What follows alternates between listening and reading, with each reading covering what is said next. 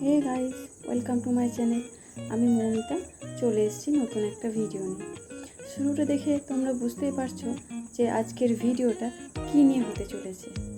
আমার বাড়িতে একটা বড় আর ওপেন ব্যালকনি আছে, তো আজকে সেটা মেকওভার করব।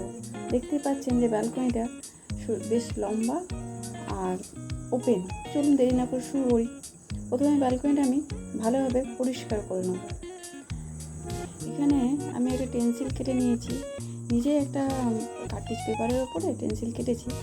তো প্রথমে মাস্কিং টেপ নিয়ে এই পেন্সিলটা বসিয়ে দিলাম। এবার আমি এটার উপরে স্পঞ্জে করে হালকা হালকা করে কালার দিয়ে বাটারফ্লাইগুলো ড্র করে নেব।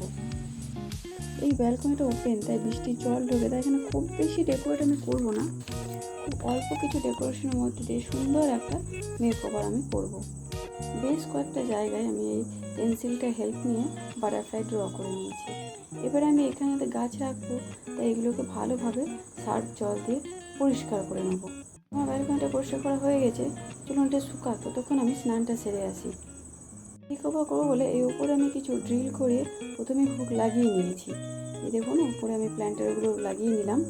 এই যে উপরে আমি যে প্ল্যান্টারগুলো লাগিয়েছি, এগুলো আমি আমার নিচে যে আউটডোর গার্ডেন আছে সেখান থেকে নিয়ে এলাম। এবার আমি একটা একটা করে আমার প্ল্যান্টারগুলো রাখবো।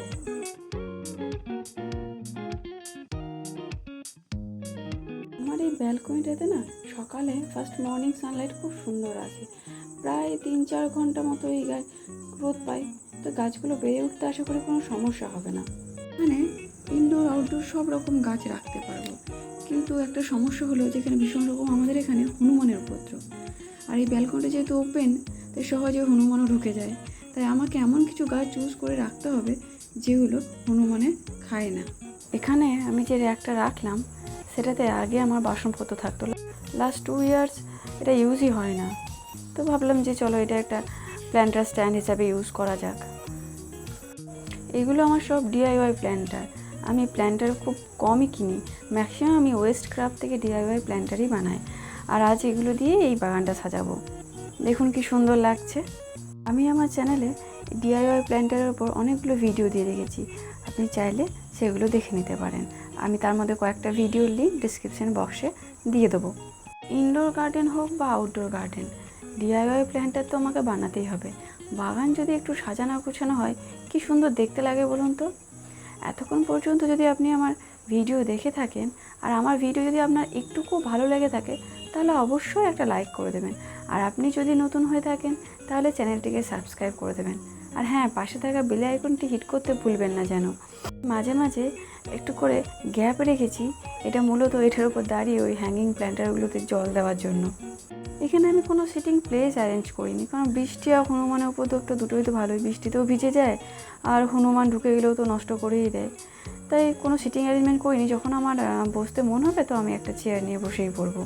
তবে ভাবছি এবছর শীতকালে এখানে একটা সিটিং অ্যারেঞ্জমেন্ট করব। শীতকালে সকালে রোদে বসে চা খেতে ভীষণ সুন্দর লাগবে এই জায়গাটায়। এই কলিয়াসটা কি সুন্দর কালার হয়েছে না, দেখুন ভীষণই সুন্দর লাগছে। আর এই ছোটো ছোটো প্ল্যান্টারগুলোতে যেগুলো আমার ওয়েস্ট ক্রাফট দিয়ে বানানো, কি সুন্দর গাছগুলো বেড়ে উঠেছে। দেখুন এখানে আরেকটা আমি কলিয়াসের কাটিং বসিয়েছি। কলিয়াস কাটিং থেকে খুব ইজি গ্রো হয়, খুব তাড়াতাড়ি এর রুটস ডেভেলপ করে। দাঁড়ান, আপনাদের সাথে এটা একদিন শেয়ার করব। কলিয়াসের কাটিং কখন কোন সময় লাগালে ভালো হয় সেটার উপর আমি একটা ভিডিও দেবো। এই প্ল্যান্টারটা আমার একটা ওয়েল ক্যান দিয়ে বানানো, একটা মোরগ, কি সুন্দর লাগছে দেখুন। এটার মধ্যে আমি মানি প্ল্যান্ট লাগিয়েছি। আমি আমার বেডরুম অ্যাটাচ আরেকটা ব্যালকনি আছে, সেটা একটা মেকওভার ভিডিও অলরেডি আমার চ্যানেলে দিয়েছি, তো সেটা আপনারা অনেকেই দেখেননি এখনও। তো ডিসক্রিপশানে আমি লিঙ্ক দিয়ে দেবো, সেটা গিয়ে অবশ্যই দেখে নেবেন। তো এটা দুটো বোগেনভেলিয়া প্ল্যান্ট, এটা একটু ফ্লাওয়ারিং হচ্ছে, যদিও এটা এখন সিজন নয়, তবু দেখুন এবার পুরো ব্যালকনিটা কি সুন্দর লাগছে।